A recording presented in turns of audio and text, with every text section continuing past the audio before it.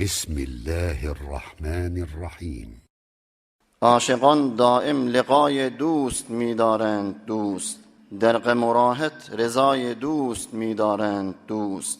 وعده دیدار چون در جنت آمد لاجرم، عاشقان جنت برای دوست می‌دارند دوست. Mehbubumuz, Halıkımız, Malikimiz, hakiki dostumuz bolun, iyemiz bolun, Allah Tebareke ve Teala'nın yağşı atlarının gurrunu Müslüman doğulları.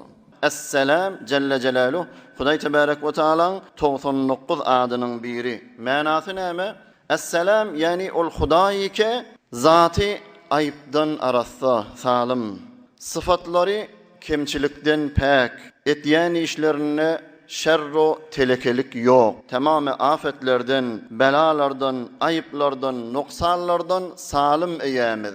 Onu Huday Teala ölüm gelmeye, Huday Teala uyku gelmeye, Huday Teala merizlik ya yaramazlık gelmeye, Huday Teala gaflet yadından çıkarmak, yanlışmak gelmeye. Ama Huday Teala'dan gayri mahlukatla insanın tut ya beyleki mahlukatlardan içinde ayıplarken İçinne daşınna, ruhunna, bedeninne, etyen işlerinne, sefatınna.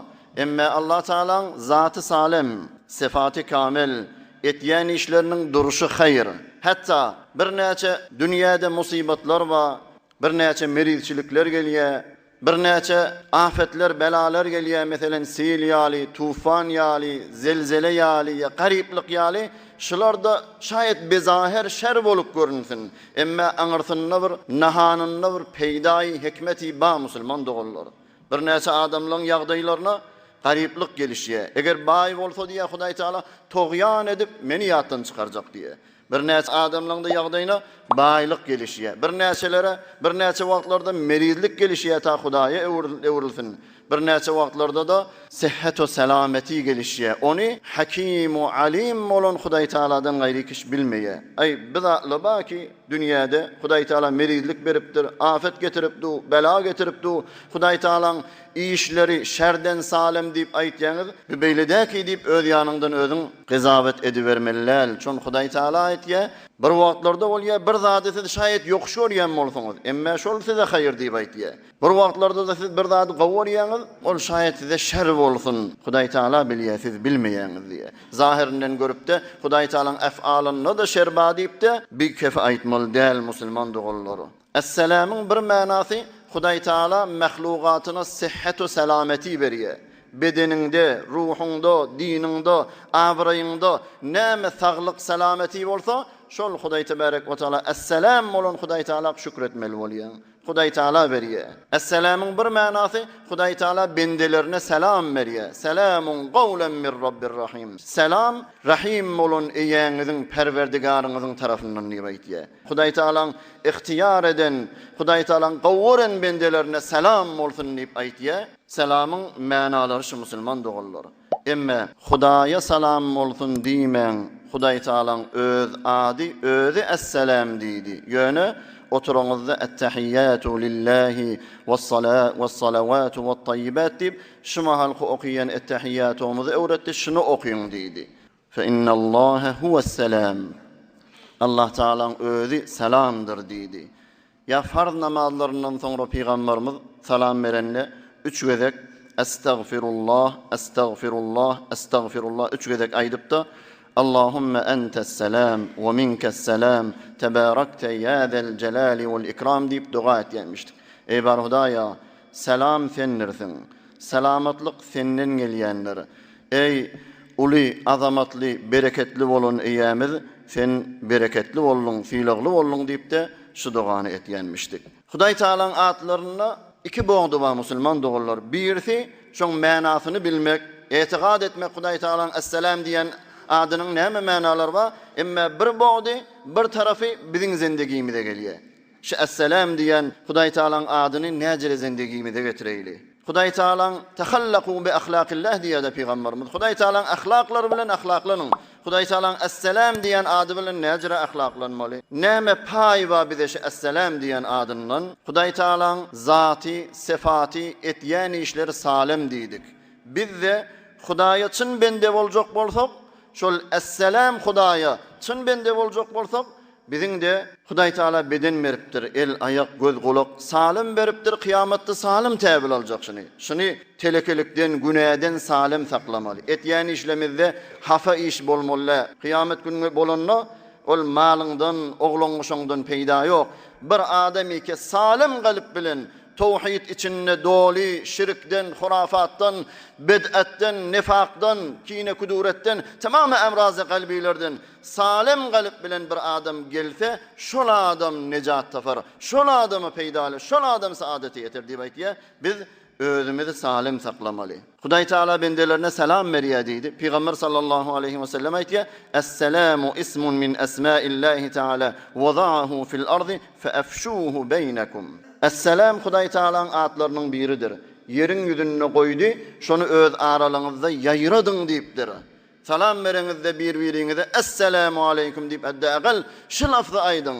Peygamber sallallahu aleyhi ve sellem aýtýar: "Öz nefsim elinde bolan Hudaý bilen gasam bolsun, la tadkhulul cennete hatta tu'minu."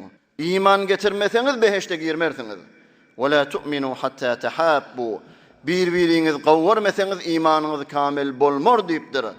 Aya men size habar bermäýinmi? Bir işi etseňiz aralarınızda muhabbet gelir deyipdir. Şunu efşus selame beynekum. Aranızda selami faş edin. Gavc edip birbirinize sataşanızda Esselamu aleykum ve rahmetullahi ve berekatuh. Havatten salam verin. İmam Müslim rahimehullah rivayet ediyor. Elhamdülillah salam aramızda qawy. Ama bazen bir näçe kim kösleba, gurgun ördüňmi, sagaman ördüňmi, Esselamu aleykum arada yok, mundan sogap yok musulman dogullar. Hadda aqal salamyňdan sogap boljak bolsaň Esselamu aleykum. Ýöne salam da diýmel däl. Esselamu aleykum. Eger kamil sogap boljak bolsaň Esselamu aleykum we rahmetullahi we berekatuh. Taniýan taniýmaýanyňa salam ber diýipdir Peygamber sallallahu aleyhi we sellem. Salam berilse şondan gowrak etdiň jogap berin. Ya haddaqal şoň özüňki alaq aýdyň. Esselamu aleykum diýipdimi? Esselamu aleykum we aleykumussalam we rahmetullah diýip. Ya da haddaqal we aleykumussalam diýip. Elhamdülillah salam aramyzda gawy. Emma haqiqat musulmançylyk, musulman dogullar şu salamyň manasyny zindagi getirmek. Esselamu aleykum we rahmetullah näme diýdigi? Bir musulman doganyňa sataşaňda Esselamu aleykum we rahmetullah diýen, ýani ey musulman doganjygym, sen men tarafımdan emnu emanna, kaygı etme, korkma. Sana hilede, hokkoda vurmarın, ağlamarın, hıyanet etmerin. Men taraftan ıza, eziyet sana gelmer. O da ve aleykumussalam ve rahmetullah deyse, sen de men tarafımdan emanna deydi. Esselamu aleykum ve rahmetullah. Ey musulman doğuncugum. Esselam olan Hudaý Taala'ny sen yadyňa düşürýän. Sen öz tarafından bana eziyet beramaha deydi. Şun manasyny zindagi getirmeli. Esselamu aleykum ve rahmetullah deyip de izinden hanjar vurjak bolsaň, izinden ona hıyanet etjek bolsaň, namasyna, malyna, awraýyna dille girjek bolsaň, ol ýöne boş kep bolýar musulman dogullar. El muslim men salimel muslimuna min lisanihi ve yedihi diye Resul Ekrem sallallahu aleyhi ve sellem.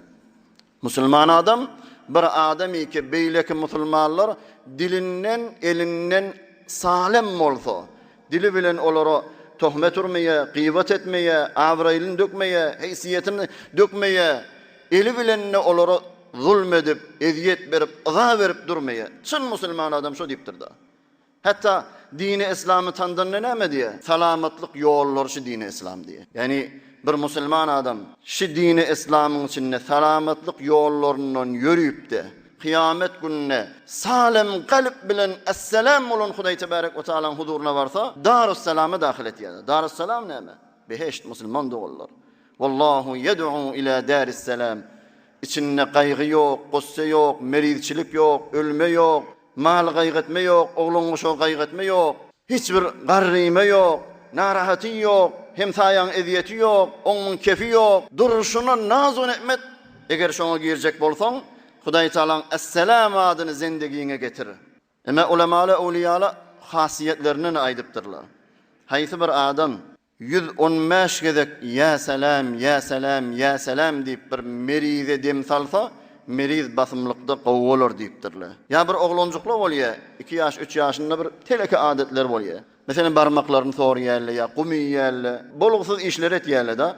Enesi ya atası günne täretilje 131 gezek ya selam ya selam ya selam diýip de izinden dua edip ýanky çağa dem salsa çağa şu adeti terk eder diýipdir öwliýalar. Hudaý Taala esselam diýen adyň hususiýetlerinden. Hudaý tebarek we taala ýagşy atlarynyň hormatyna hemmelerimizin günahsyny geçsin. Hemmemiz bu dünýede abiray, ahirinde iman, ahiretde beheşte cavidan nesip etsin. مشاهده ویدیوهای بیشتر و کانال یوتیوب سخنرانی های علمای ترکمن سر بزنید، مشترک بشید و منتشر کنید، اجر ببرید.